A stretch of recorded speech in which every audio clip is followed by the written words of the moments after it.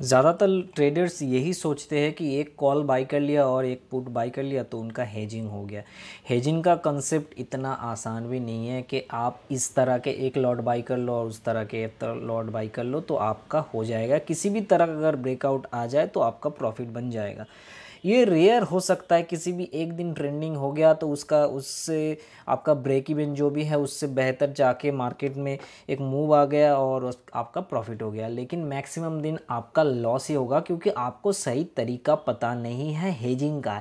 Actual में hedging क्या है आप समझो कि निफ्टी का अगर हम लोग चार्ट देखें, कल निफ्टी में शुक्रवार को एक ब्रेकआउट आया था और लगभग एक ट्रेंडिंग डे था।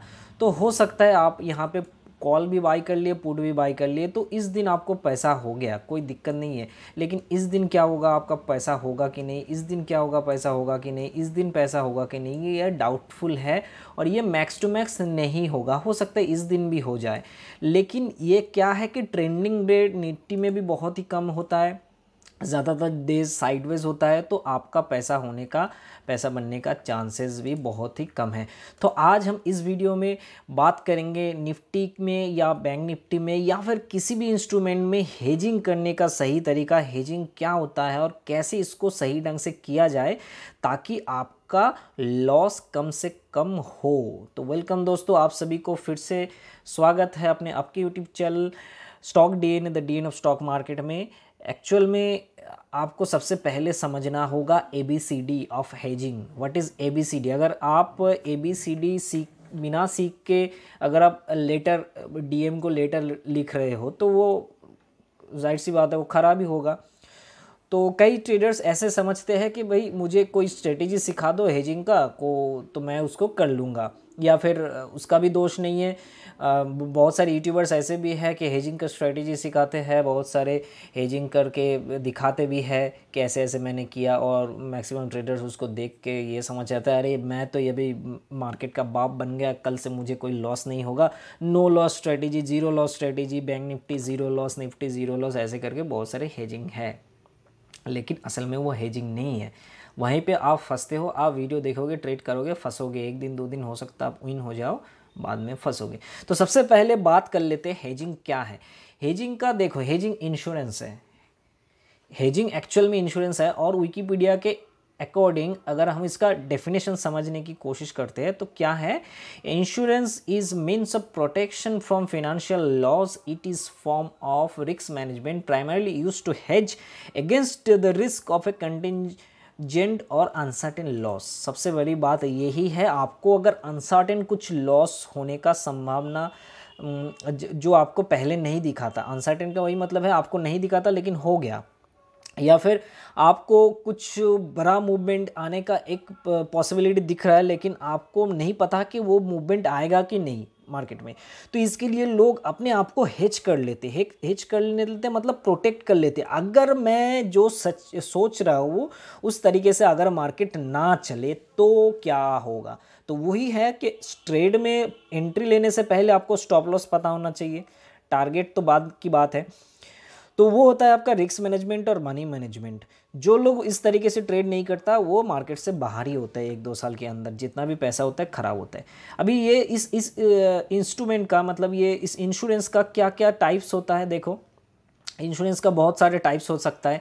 Vehicle insurance, gap insurance, health, income, profit, casualty, life, burial, property, बहुत कुछ इंश्योरेंस है। इसमें से सबसे ज़्यादा इंश्योरेंस लोग जिससे ओरिएंटेड है वो है हेल्थ इंश्योरेंस और व्हीकल इंश्योरेंस। आपके पास तो बाइक होगी, आपके पास कार होगी, या फिर आपका हेल्थ का इंश्योरेंस जो भी है उसको आप लेते हो। कैसे लेते हो कि आपका एक बाइक है और आपने सपोज 1500 दे दिया एक साल के लिए इंश्योरेंस बाइक का, मैं ओवरऑल इंश्योरेंस की बात कर रहा हूँ। बाइक का इंश्योरेंस आपने एक साल में 1500 इंश्योरेंस जो बेचते हैं उनको दे दिया। इसके बदले आपको क्या मिलेगा, कोई एक्सीडेंट हो गया, कोई मेजर इशू हो गया, कोई चोरी हो गया बाइक, या फिर कुछ भी हो गया, तो आपको लगभग मैक्स टू मैक्स 90% का आपका वहाँ पे मिल जाता है, उसका भरपाई हो जाता है। हर एक इंश्योरेंस का 100% नहीं होता, या फिर हर एक जो टाइप है उसके लिए आपको 100% क्लेम नहीं मिलेगा। मैक्स टू मैक्स मैं मान लेता हूँ 90% क्लेम मिल जाएगा। तो आपका कोई एक्सीडेंट हो गया, उसमें खर्चा है आपका 10,000, तो 9,000 आपका इंश्योरेंस वाले दे देंगे, 1,000 रुपये आपको डालना होगा। आपका बाइक की चोरी हो गई तो उसके लिए कुछ आपको भरपाई मिल जाएगा। दो सब्सिडी है, उसके सब्सिडी भी नहीं कहूँगा, वो जो इंश्योरेंस वाला है, जो इंश्योरर उसको दे देगा। तो यहाँ पे क्या हो रहा है, 1500 आप डाल रहे हो, किस वजह से डाल रहे हो? क्योंकि आपको मन में ये है कि कल कहीं अनहोनी कुछ हो जाए तो हमको ये सेव करेगा। मेजर जो लॉस है हमारा, जो 10,000 लॉस है एक्सीडेंट की वजह से, एक्चुअल में ये तो लॉस ही है। लेकिन अगर आपके इंश्योरेंस है 1500 आप डाल रहे हो तो उसके लिए आपको 9,000 का बेनिफिट भी तो हो रहा है ना। लेकिन इसमें एक ट्विस्ट है, कहाँ पे ये इंश्योरर एक्चुअल में प्रॉफिट करता है। उसका प्रॉफिट करने का तरीका ये है कि हो सकता है 1 साल आपका स्पेंड हो जाए और आपका कोई मेजर क्लेम ना आए, या फिर कोई भी क्लेम ना आए, तो 1500 उसका हो गया, पूरा प्रॉफिट वो खा गया। ये जैसे हम लोग सेलर की बात करते हैं कि सेलर प्रीमियम खा जाते हैं, उसके एक्सपायरी आते आते वो प्रीमियम गल जाते हैं, हम लोग बायर लोग बैठे रहते हैं, प्रॉफिट नहीं होता। तो इंश्योरेंस भी वैसा ही होता है। तो यहाँ पे हम लोग 1500 जो दे रहे हैं, ये एक्चुअली हमारा हेजिंग का पर्पस से मैंने इस 1500 को इंश्योरर को दे दिया और 1500 हमारा हो जाता है हेजिंग। ये है मेन कॉन्सेप्ट ऑफ हेजिंग।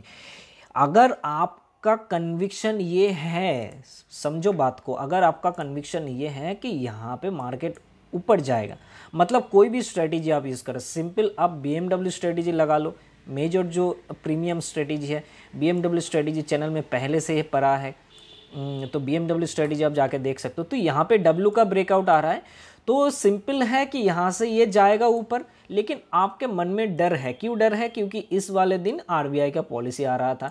जो लोग न्यूज़ वगैरह देखते हैं या फिर न्यूज़ के ट्रेडिंग करते हैं, हालांकि ऑप्शन चेन में सब कुछ दिखता है, ऑप्शन चेन के हिसाब से अभी हेजिंग भी कर सकते हो, कोई दिक्कत नहीं है। ऑप्शन चेन में साफ साफ यहाँ पे बताया था कि रेजिस्टेंस पीछे है और सपोर्ट स्ट्रॉन्ग है, जैसा कि आप जानते हो। मैं ऑप्शन चेन में भी आऊँगा।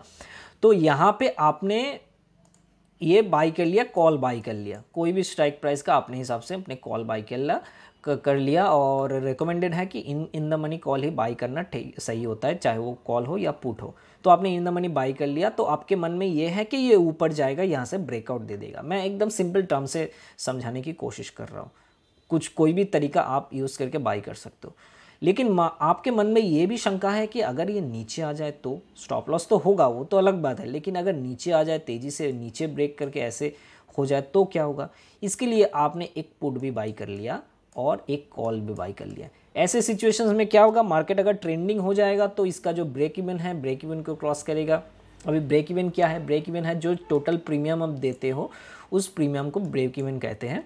मतलब कोई भी प्रॉफिट हो, यहाँ पे अगर प्रॉफिट हो, यहाँ पे तो लॉस होगा, पुट में तो लॉस होगा, कॉल में अगर प्रॉफिट हो तो पुट का लॉस भी तो कवर करना चाहिए। इसका अगर प्रीमियम हमने 100 रुपया दिए और इसका भी 100 रुपये दिए, तो ब्रेक इवन आपका 200 हो जाएगा। तो 200 को क्रॉस करने के बाद अगर 220 जाएगा कॉल का प्राइस, तभी जाके आपको 10 रुपये का प्रॉफिट होगा, क्योंकि यहाँ पे 100 रुपये का आपका लॉस भी जा रहा है। हालाँकि वो 100% लॉस अभी नहीं जाएगा, वो एक्सपायरी के दिन जाएगा।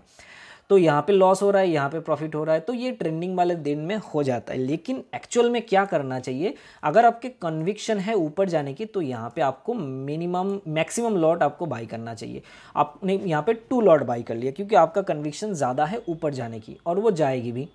लेकिन आपके मन में शंका है तो आपने 1 लॉट पुट बाई कर लिया।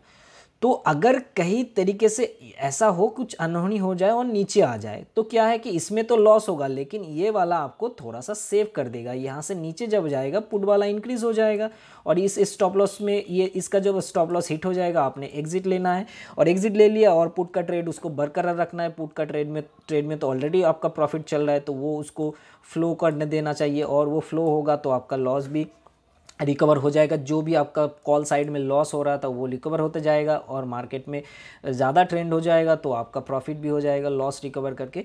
तो ये होता है प्रॉपर तरीका हेजिंग का। दूसरा हेजिंग का तरीका कैसे हो सकता है, आप अगर सेलिंग कर रहे तो तो सेलिंग का स्ट्रेटेजी इन फ्यूचर आएंगे, ये सीरीज़ चल रहा है ऑप्शन सीरीज़ में, तो फिर हम लोग सेलिंग का भी स्ट्रेटेजी सीखेंगे, उसमें भी बहुत सारी चीज़ है। लेकिन सेलिंग में ये बात कहना चाहूँगा कि सेलिंग में हेजिंग अच्छी तरीके से होता है कि कोई भी सेलर अगर कोई किसी इंस्ट्रूमेंट को सेल करता है तो वो नेकेड सेल नहीं करता है, उनके लिए कुछ के पास कुछ हेजिंग स्ट्रेटेजी होता है। क्यों होता है? क्योंकि कल अगर कुछ गैप अप हो जाए, कुछ गैप डाउन हो जाए, तो आप अगर पुट सेल करके बैठ गए और पता चला कि कल गैप डाउन हो गया 300 पॉइंट, तो आपका तो गया। और या फिर आपने कॉल सेल करके बैठे और गैप अप हो गया ऐसे, तो आप तो मर जाएंगे। आपका जो भी प्रीमियम आप खाने की सोच रहे थे उससे ज़्यादा प्रीमियम आपको दे के आना होगा, क्योंकि वहाँ पे लॉस अनलिमिटेड है। जितना भी मार्केट जाएगा आपको वो प्रीमियम देना पड़ेगा, उसमें बाईबैक करना पड़ेगा आपको। तो उसके लिए हेजिंग होता है इस सेलर वाले स्ट्रेटजी में। उसमें क्या है कि 2-4 कॉल पुट को बाई सेल ऐसा करके सिचुएशंस बनाया जाता है, अलग अलग स्ट्रेटजी है, इन फ्यूचर बताएंगे। अभी नंबर 3 ऑप्शंस की बात करते हैं। नंबर 3 ऑप्शंस हेजिंग का ये है कि आपने यहाँ पे आपका ये निफ्टी छोड़ो, शायद निफ्टी का ही ले लो, कोई दिक्कत नहीं है। निफ्टी का ये फ्यूचर है और आप फ्यूचर में ट्रेड कर रहे हैं, तो आपको ब्रेकआउट दिख रहा है, आपको ये दिख रहा है कि नहीं इस हफ्ते मार्केट इधर जाएगा, ऊपर जाएगा, 17,500 400 जाएगा इस हफ्ते वीकली, तो आपने फ्यूचर बाई कर लिया, वहाँ पे प्रीमियम का कोई चक्कर नहीं है, तो आपने फ्यूचर बाई कर लिया और आपके डायरेक्शन में मार्केट चल रहा है। लेकिन आपके मन में ये डर भी है कि अगर ये नीचे आ जाए तो क्या होगा, इस वजह से आपने इंश्योरेंस किया है। आपने शायद यहाँ पे 1 लॉट बाई किया है फ्यूचर का, 1 लॉट आपने पुट का भी बाई करके रखा है। 16,900 ही ले लेते हैं, 16,900 इसका तो स्ट्राइक प्राइस नहीं होता फ्यूचर का, फ्यूचर आप कहीं पे भी ले सकते हो। तो फ्यूचर का आपने ले लिया और 16,900 पे आपने एक प्रीमियम, कम प्रीमियम देके एक आपने पुट का लॉट उठा लिया। किस लिए उठा लिया कि ये अगर कहीं नीचे आ जाए, गैप अप गैप डाउन अगर हो जाए, ऐसा कुछ सिचुएशंस बन जाए, तो ये पुट का प्राइस एटलीस्ट आपको कुछ हद तक सेव करेगा, क्योंकि एक ही लॉट है, सेम ही इसमें हो जाएगा। हाँ, प्रीमियम का अलग बात है, वो उसके हिसाब से चलेगा, लेकिन आपका कुछ तो सेव होगा। तो वो कुछ तो सेव होने के लिए इसका प्रीमियम आप दे रहे हो, चाहे वो 100 रुपये का है तो 5,000 का आप दे रहे हो, या फिर कुछ भी हो सकता है। तो वहाँ पे जो प्रोबेबल प्रॉफिट है उसके अगेंस्ट आप कुछ इंश्योरेंस करना चाह रहे हो, और वो हो जाता है आपका हेजिंग। लेकिन पहले आपका कन्विक्शन होना चाहिए मार्केट किधर जाएगा, आपके स्ट्रेटेजी सही होना चाहिए, और स्ट्रेटेजी इंडिकेट करना चाहिए कि मार्केट इस साइड जाएगा। आप बुलिश हो तो आप आप फ्यूचर बाई कर लिए तो एक पुट ले लिए हेजिंग के लिए। आप अगर बेरिश हो तो आपको ऑप्शन कॉल में फ्यूचर में सेल करना चाहिए और एक कॉल ऑप्शन को बाई करना चाहिए। ये भी हो जाता है फ्यूचर का हेजिंग।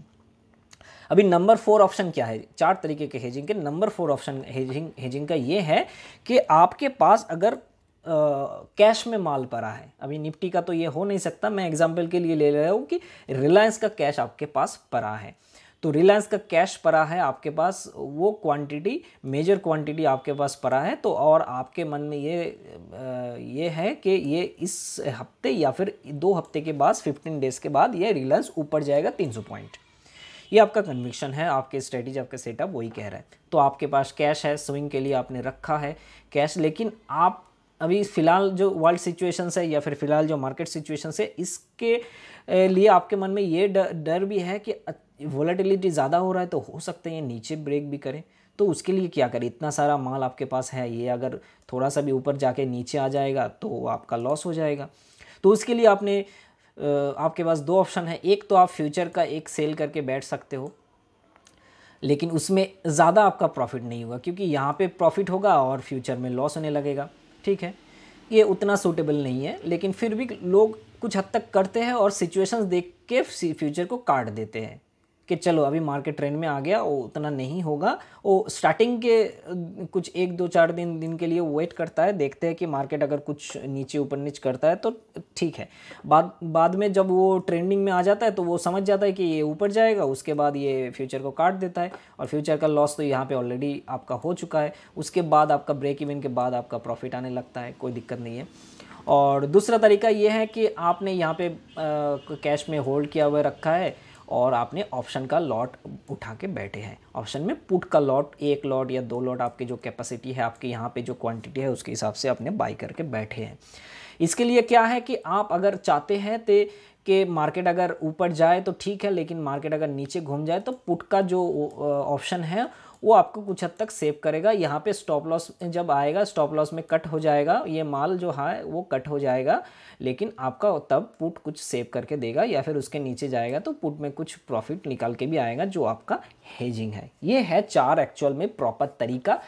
अभी कुछ तरीका है जो तरीका मतलब इस 4 में से कुछ तरीका आपको अप्लाई करने में हावी कैपिटल लगेगा। जैसे ये कैश का मैंने बोला, यहाँ पे बहुत सारा कैपिटल लगता है। दूसरी बात, फ्यूचर का जो हेजिंग है उसमें भी उठाने के लिए आपको कैपिटल लगता है।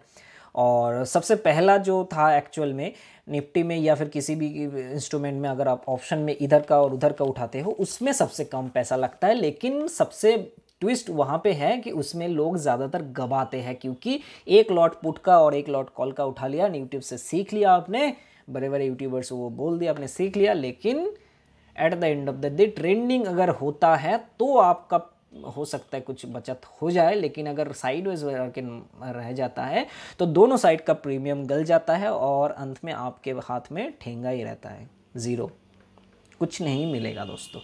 क्योंकि सही नॉलेज, प्रॉपर नॉलेज, सही तरीका अगर आपको नहीं पता है, इधर उधर का ऐसे शॉर्टकट में कुछ नहीं होता भाई। ABCD पहले सीखो, उसके बाद वर्ड बनाना सीखो, उसके बाद DM साहब को लेटर लिखना, उसके पहले नहीं। उसके पहले आपको अगर लिखना है तो जानकार आदमी के पास जाओ, उससे लिखवाओ जो आपके मन में है, जो आप कहना चाहते हो, जो आप उससे पूछना चाहते हो या करवाना चाहते हो, वो जानकार आदमी से करवाओ, वरना आप बर्बाद हो जाओगे, आपका चीटी कोई नहीं भरेगा। मार्केट में भी वही भाई, लाइफ इज़ मार्केट, आप सब लोग जानते हो।